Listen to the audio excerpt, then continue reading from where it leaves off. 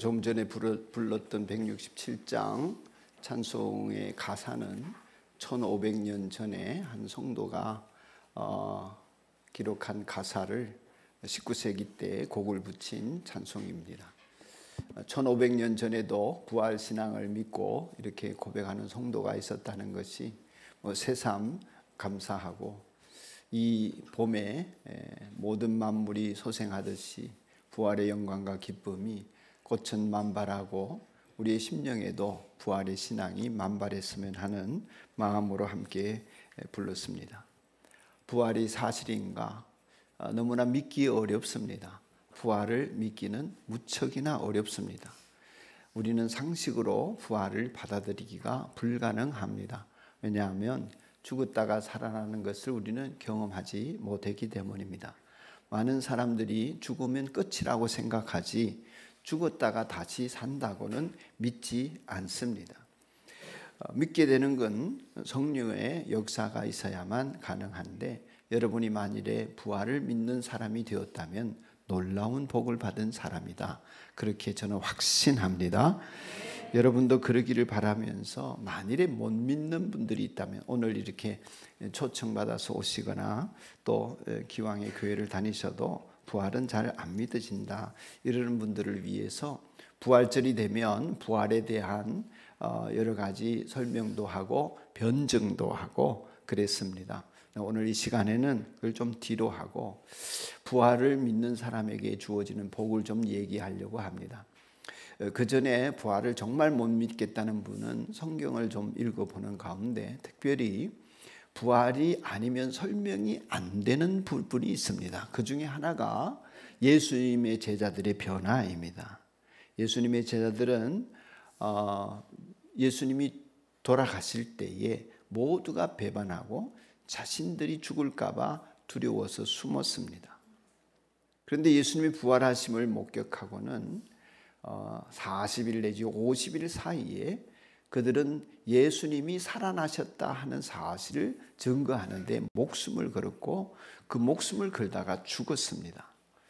만일에 거짓말로 예수님을 살아났다고 말하면서 그저 사기를 치고 거짓말로 자기들이 예수님을 팔아가지고 뭔가를 좀 얻어보겠다고 했다면 목숨까지는 걸지 않죠. 그러다가 그저 도망 다니고 이러는 거지. 그러나 예수님이 부활하셨다 하는 사실을 증거할 때에 그들에게 사기는 얻어지는 게 있지 않습니까? 돈이나 명예가. 그런데 예수님이 부활하셨다고 증거할 때에 제자들에게 얻어지는 게 뭐가 있습니까? 아무것도 없습니다. 핍박밖에는, 죽음밖에는. 그런데도 그들이 변했단 말이죠. 왜 그랬을까요? 정말 부활하셨기 때문입니다. 그래서 제자들의 부활은 변화가 없이는, 제자들의 변화는 부활이 없이는 설명이 안 된다. 이 한 가지 한번 명심해 보시고 부활에 대해서 믿기로 작정해 보시길 바랍니다. 성경은 사람들을 양에다가 비유를 잘 합니다. 자주 그래요. 이 양이라는 동물의 특성이 순하기는 한데 고집이 세요. 또 눈이 어두워서 방어력도 없고 혼자 살아남는 것도 어렵습니다. 거기다가 어리석습니다. 눈이 어두워서 더 그렇고요. 그 뭐라 그러죠? 사주팔자 보고 뭐 운명 철학 보는 이런 사람들 있잖아요.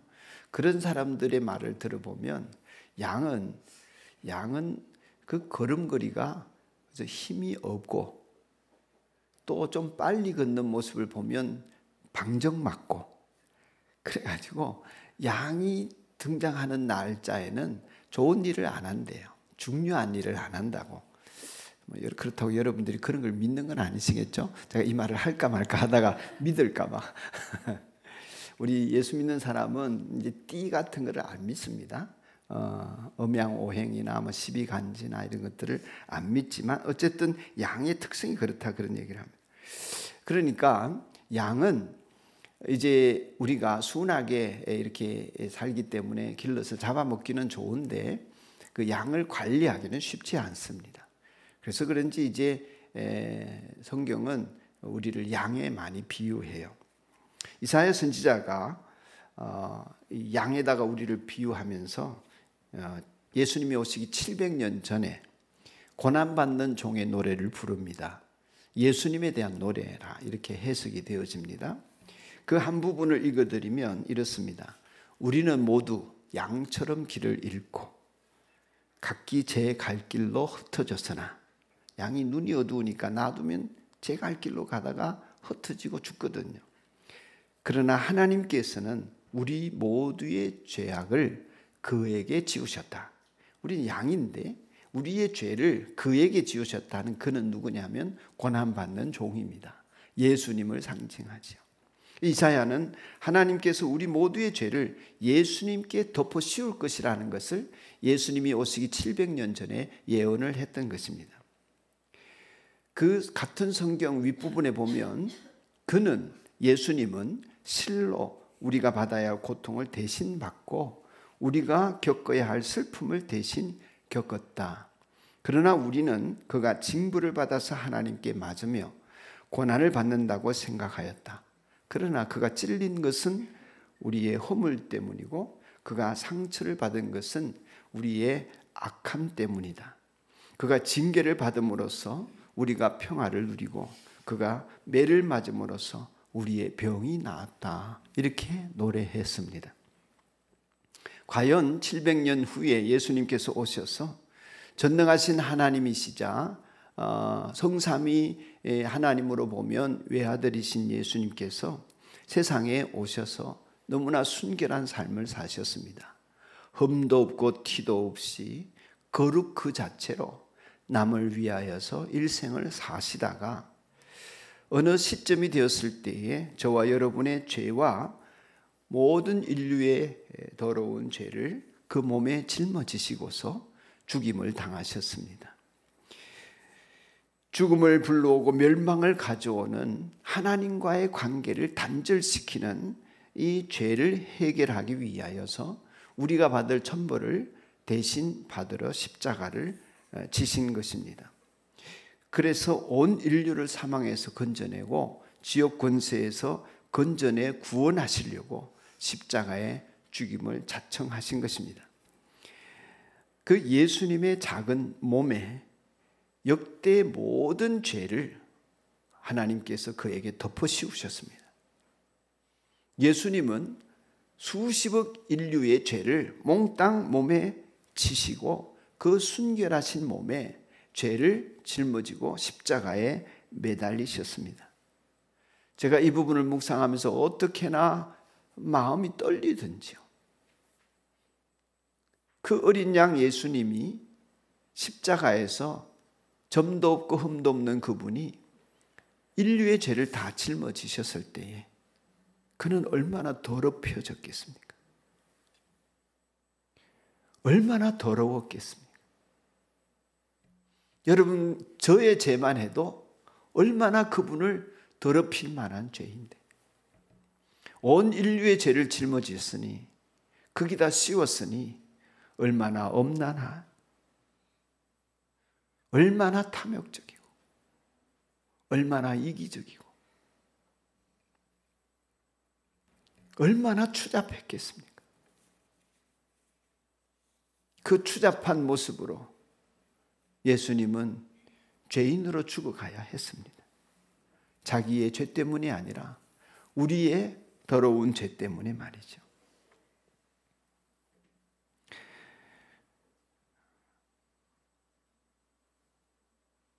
하나님이 그 죄를 짊어진 예수를 얼마나 엄하게 벌하고 싶었겠습니까? 그 죄를 말이죠. 예수님은 십자가 위에서 아버지에게 간청했습니다. 하나님에게 나의 하나님 나의 하나님 어찌하여 나를 버리시나이까? 엘로이 엘로이 라마 사박타니. 울부짖으셨습니다. 여기서 왜 나를 버리십니까? 어찌하여 나를 버리십니까? 할 때 버린다는 말은 왜 그리 냉정하십니까? 왜 나를 돌아보지 않습니까? 왜 나를 냉대하십니까? 그런 뜻입니다. 왜 그랬을까요?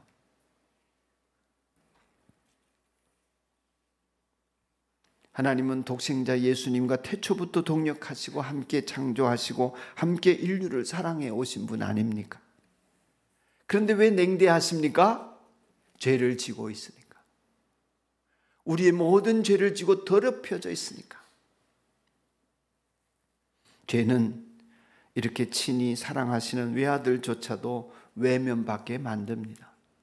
그래서 이사야가 다른 구절에서 죄가 우리와 우리 하나님 사이를 갈라놓아서 그 죄 때문에 너희에게서 얼굴을 돌리셔서 너희의 말을 듣지 않으신다. 이렇게 이스라엘 백성들에게 일러줬습니다. 인간의 모든 비극의 시작, 여러분과 저의 고통의 시작, 여러분과 저의 인생의 모든 어려움의 시작, 이 세상살이의 모든 고통은 이 죄로 말미암은 것입니다. 예수님은 그렇게 우리의 죄를 해결하기 위해 돌아가셨고, 살아계실 때에는 여러 번 내가 고난을 받고 죽임을 당하지만 사흘 만에 부활할 것이다, 하나님과 약속했다, 이런 얘기를 하셨습니다.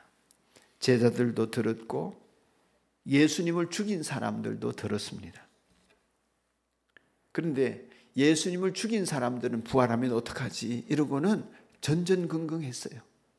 그래서 막 문도 막고 또 병사들도 지키고 절대 부활하면 안 돼, 부활하면 큰일 나, 부활할까 봐 걱정했습니다. 근데 제자들은요, 죽임당하는 모습을 보고 다 뿔뿔이 흩어졌습니다. 부활을 기대하지 않았습니다. 부활할까 봐 걱정도 안 했습니다. 제자들은 예수님의 말씀을 무시했지요.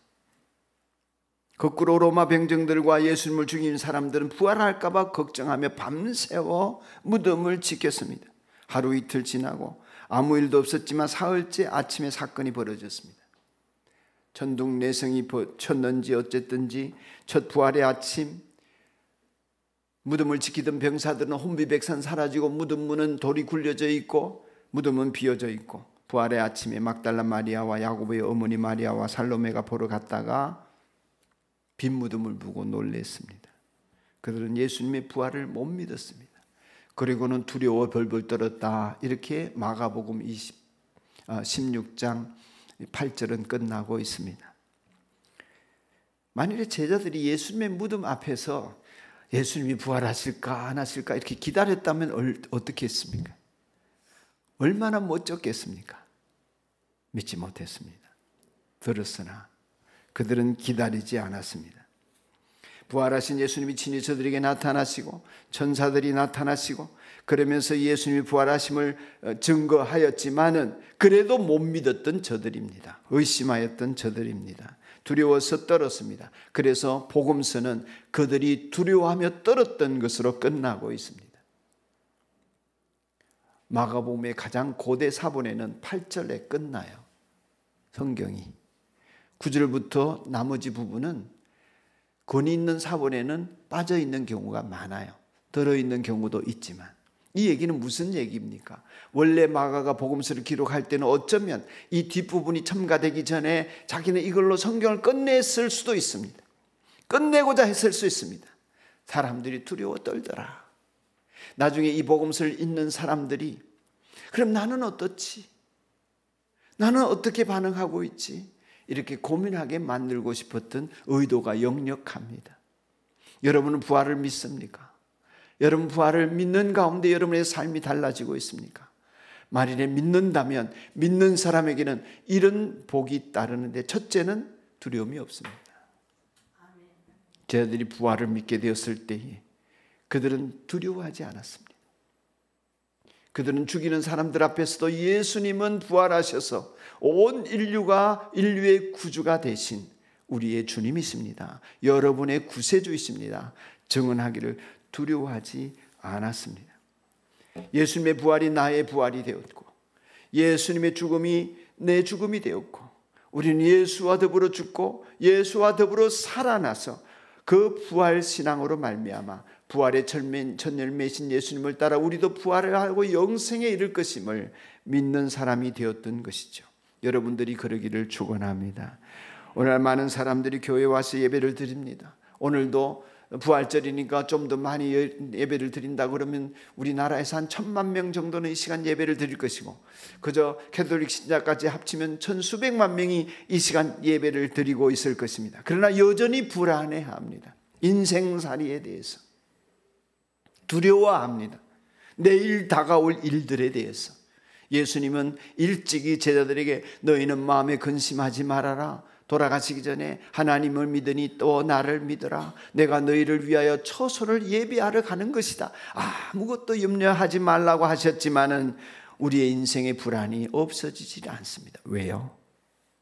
주님의 부활을 확신하지 못하니까. 부활신앙을 가지면 인생의 불안과 두려움과 근심과 염려의 근원이 끝이 나게 됩니다. 두렵지 않은 이유는 우리 부활을 믿기 때문입니다. 제자들이 부활을 믿었기 때문에, 죽어도 죽은 자 가운데 살 것을 믿었기 때문에, 살아날 것을 믿었기 때문에 두려움 없이 죽음에 임할 수 있었던 것입니다. 또 부활을 믿으면 살아계신 예수님을 느끼며 살게 됩니다. 여러분, 예수님을 느끼며 사십니까? 오늘도 나와 함께 하심을 느끼십니까? 그러기를 축원합니다. 예수님이 계시다는 것을 듣기는 들었는데 사실 나는 잘 못 느껴요. 그러실 수도 있습니다만은 부활하신 예수님을 안 믿어서 그렇습니다. 여러분, 믿어야 느껴지고 믿어야 보이는 게 있습니다. 천사들이 말합니다. 놀라지 마시오. 그대들은 십자가에 못 박이신 나사렛 사람 예수를 찾고 있지만 그는 살아나셨어. 빈 무덤에서 이런 얘기를 주고받고 있는 것은 예수님이 무덤 문이 열려지고 무덤 문이 안 열려져 부활하셨겠지만 무덤 문을 열어놓고 제자들이 보게, 이 여인들이 보도록 문을 열어놓으셨던 것입니다. 그 문이 엄청나게 컸다고 했습니다. 4절을 보면 그 돌은 엄청나게 컸다고 했습니다. 여인들이 열 무덤 문이 아니었던 것이죠. 그럼에도 불구하고 하나님께서 능력 가운데 열어놓으신 것은 부활을 증언하라고, 믿고 부활을 남들에게 알리라고. 그런데 성경은 그들이 두려워서 아무 말도 못하고 두려워 떨고 있는 것으로 끝나고 있는 것입니다.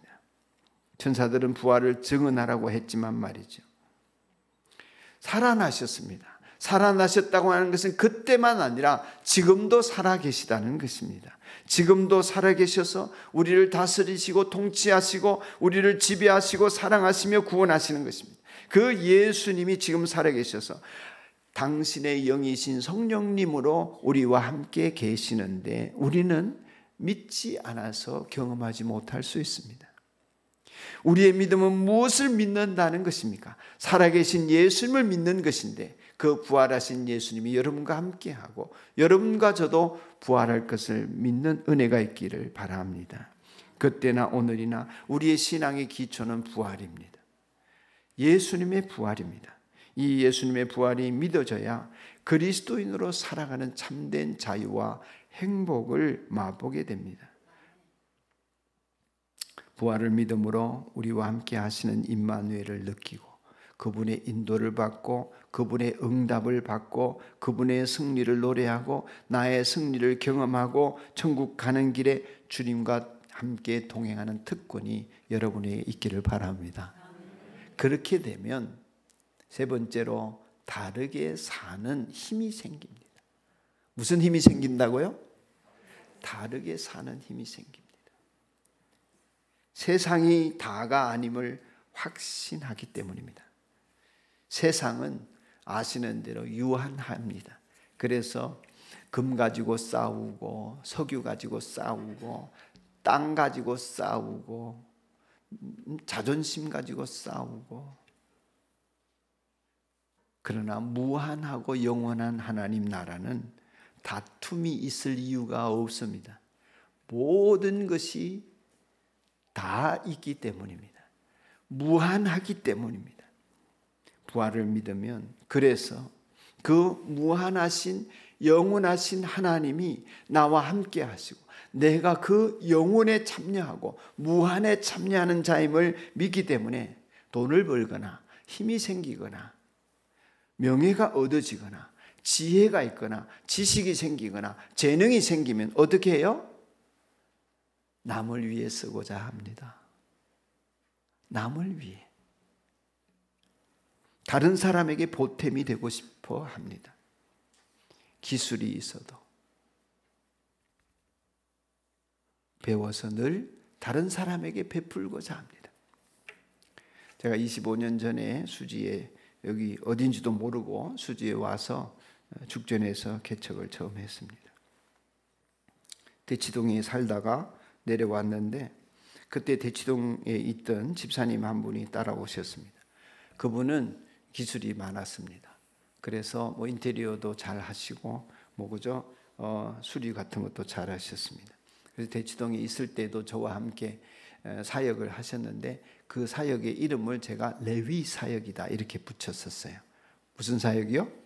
레위 사역. 레위인들은 성전을 고치는 일, 성전을 수리하고 돌보고 이런 일을 했던 사람들이거든요. 필요를 채워주고 이랬습니다. 그래서 레위 사역이라는 이름을 붙여서 1년 동안 우리 죽전에 오셔가지고 개척교회를 하니까 돕겠다고 하셨습니다.